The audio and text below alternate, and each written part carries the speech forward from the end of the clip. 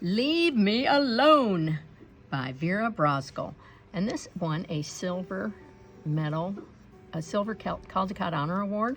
Silver is for second place in the year that it was published. Leave me alone. Once there was an old woman.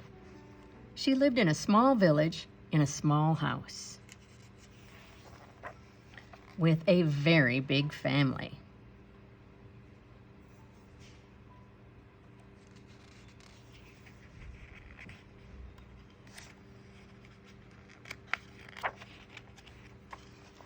Winter was coming, and that meant she had some important knitting to do. But it wasn't getting done. Her grandchildren were very curious about her knitting. Were you supposed to hit the ball with a stick? Could you eat it? Could you make your brother eat it? Why did the ball get smaller and smaller as you chased it?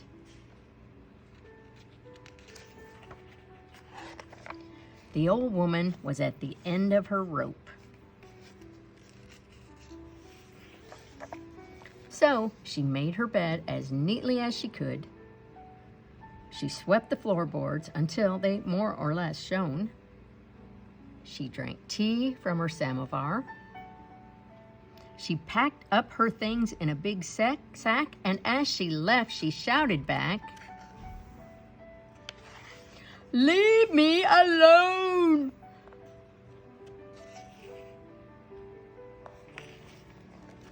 The old woman walked through the deep, dark forest. She made a fire so she could see what she was doing, and then she sat down and began to knit. The bear family was very curious about the light from her fire and about what she might taste like. Look at the baby bears. "Leave me alone!" the old woman shouted. But they didn't listen because bears don't speak English. So she picked up her sack and left. The old woman climbed up the mountainside. It was cold, so she found a small sheltered place, and then she sat down and began to knit. The mountain goats were excited to have a visitor, especially one that brought snacks. "Leave me alone!" the old woman shouted. But the goats were too busy fighting over the red ones, which they all agreed were the very best. So she picked up her sack and left. And the old woman climbed higher and higher up the mountain, and she reached the top and climbed onto the moon.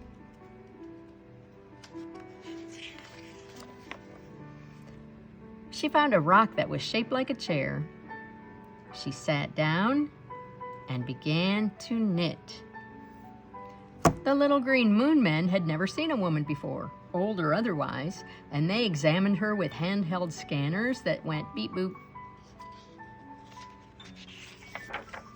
"Leave me alone!" the old woman shouted. But the little green moon men couldn't hear her because they didn't have any ears. So she picked up her sack and left through a wormhole.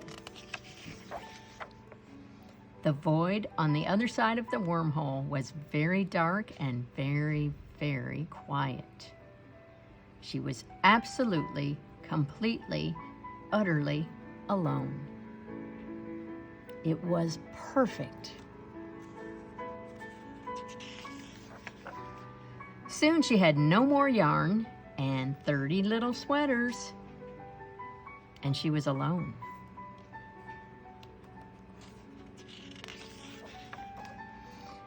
So she put the 30 sweaters into her big sack. She swept the void until it was a nice matte black, and she had a cup of tea from her samovar, and then she picked up the sack and left through another wormhole.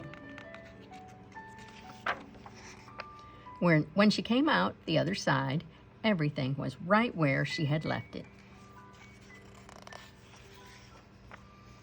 And she didn't say a word.